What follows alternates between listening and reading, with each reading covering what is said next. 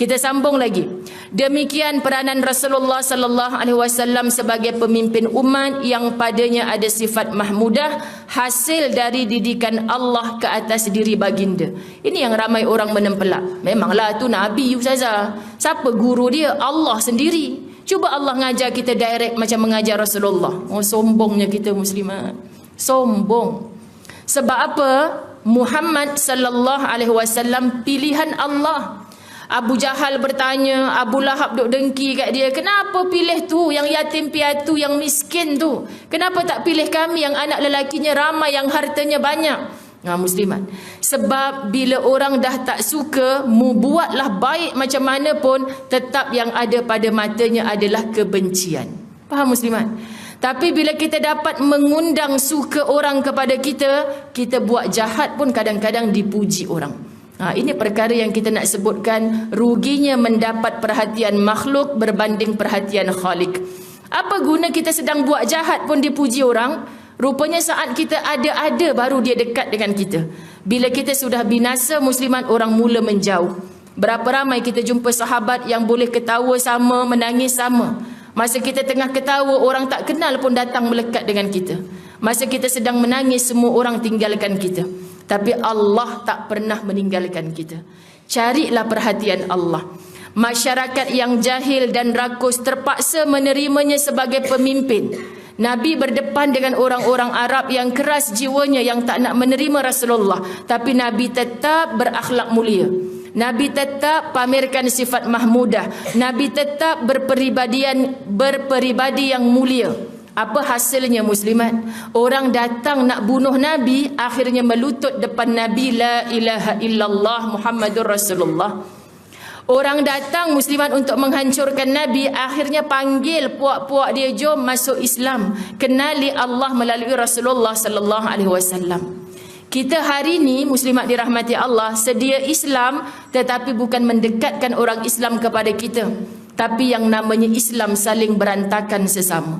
Kerana apa? Hanya sibuk dengan diri sendiri, tak sibuk dengan untuk mengkayakan ummah dengan agama Islam. Ini yang kita sebut muslimat. Duduk satu masjid yang sama pun kadang-kadang Masya Allah, kita kesian. Duduk satu saf yang sama, tiba-tiba seorang imam dah angkat takbir, Allahu Akbar, dia undur belakang. Kawan tanya, kentut ke tak menyampah dengan orang sebelah tu? Macam tu. Ada boleh macam tu muslimat, teruk betul. Duduk satu saf elok dah. Tengok Allah, si Fulan ni bukan yang aku menyampah gaduh semalam parking depan rumah aku ke kereta. Contoh kan macam tu. Patah balik. Orang belakang dah, kenapa engkau batal wuduk ke tak? Aku memang tak boleh tengok muka dia. Macam ni ke Islam? Nabi tak macam tu muslimat. Sebab tu bila kita muhasabah, ya Allah, yang salah bukan Islam, tapi yang salah adalah penganut Islam itu sendiri.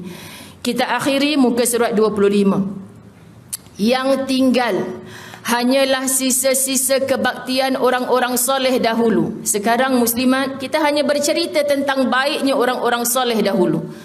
Orang-orang soleh alim itu yang beramal dengan akhlak Nabi sallallahu alaihi wasallam sepertinya tinggal sejarah. Masya-Allah. Tinggal sejarah. Kita boleh bercakap di mana-mana. Inilah antara yang sendiri Ustazah Zai selalu fikir, boleh bercakap tentang kebaikan, tapi mu sendiri tu dah cukup baik ke belum? Itu malu muslimat. Menangislah bila kita sampai kepada Quran, ta'muruna bil ma'ruf wa tanhauna 'anil munkar. Semua kita ni disuruh menyebarkan yang baik, cegah yang mungkar. Tapi berapa ramai kita hanya mampu cakap yang baik, nak cegah yang mungkar kita takut. Takut kena buang kerja, takut nanti orang tak nak kawan dengan kita, semua takut. Maka setiap kita bukan lagi orang yang benar-benar beriman kepada ayat Allah. Sebab ayat Allah suruh buat baik, cegah mungkar. Ustazah Zai setakat ini mengakui diri nak bercakap baik mudah, tapi nak mencegah yang mungkar payahnya muslimat. Payah, cukup payah. Sebab tu kita kata, Tuhan, aku belum cukup baik. Kerana apa? Sebab kita tak ikut cara Quran mengajar kita. Kerana itu kita wajib berusaha mendidik hati-hati ini supaya ia benar-benar memiliki sifat mahmudah. Sekali lagi saya tanya, apa mahmudah? Sifat yang terpuji. Siapa yang puji? Allah. Bila Allah puji, insya-Allah lama kelamaan hamba-hamba Allah akan turut memuji, walaupun pujian itu datang selepas mati kita. Yakinlah, nak tunggu saat itu memang sakit. Muslimat dirahmati Allah, kita mati duduk seorang-seorang di barzakh yang sempit. Saya selalu kan nyanyi kat mana-mana. Saya kata, ya Allah, takutnya mati itu terlalu sakit di dalam kubur, tempat yang sempit. Ular dan kala datang menggigit, papan dan bumi pula menghimpit. Ni kecil-kecil dulu ustaz saya selalu nyanyi. Tapi saya tak dapat rasa muslimat. Bila dah baca azab di barzakh macam mana, ya Allah Tuhan. Mati ni sakit. Muamal soleh macam mana, mati sakit. Masuk je dalam barzakh ada himpitan kubur walaupun kamu orang alim. Himpitan kubur pasti berlaku. Azab kubur yang akan hanya berlaku kepada orang yang berdosa. Orang yang berpahala tidak akan ada azab kubur. Lalu himpitan kubur tu apa ustazah? Himpitan kubur tu muslimat sebab ada dua cara, masya-Allah. Pertama, dihimpit dengan penuh, tulang rusuk kanan bercantum dengan rusuk kiri, walaupun baru dimasukkan boleh pecah segala tulang belulang habis. Tetapi muslimat ada himpitan kubur yang penuh dengan kelembutan. Seperti mana seorang ibu yang berpisah dengan anaknya, lama tak bertemu. Rindu dengan anak, macam mana cara seorang ibu muslimat? Belai usap ubun-ubunnya, peluk dakap dengan kasih sayang. Kita ni diciptakan daripada tanah, pasti akan masuk ke dalam tanah.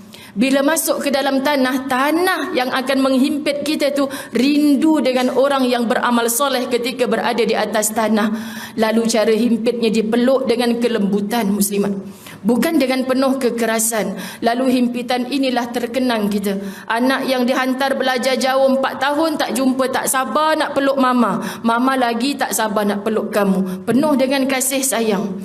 Tetapi kalau kita tahu anak kita buat perkara yang mengaibkan, kita pun tak tunggu dia balik muslimat. Kita akan sambut dia dengan perkara yang kita tak pasti nak bagi dekat dia tu baik ataupun buruk. Maksudnya apa? Dia telah mengaibkan kita, memburukkan kita. Kita pesan baik, dia tetap buat yang jahat.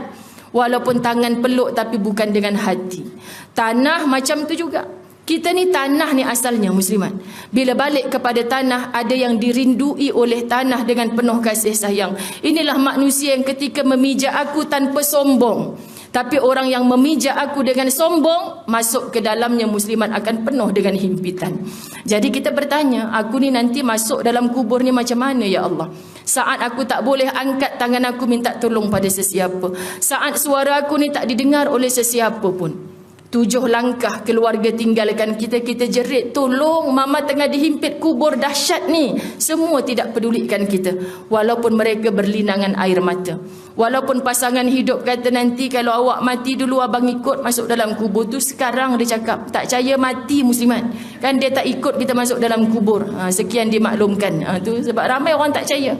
Tapi dia dah janji ustazah nak sehidup semati dengan saya. Tu masa hidup, masa mati takkan ikut sungguh muslimat. Ramai dah bukti. You tanya yang meninggal suami kan.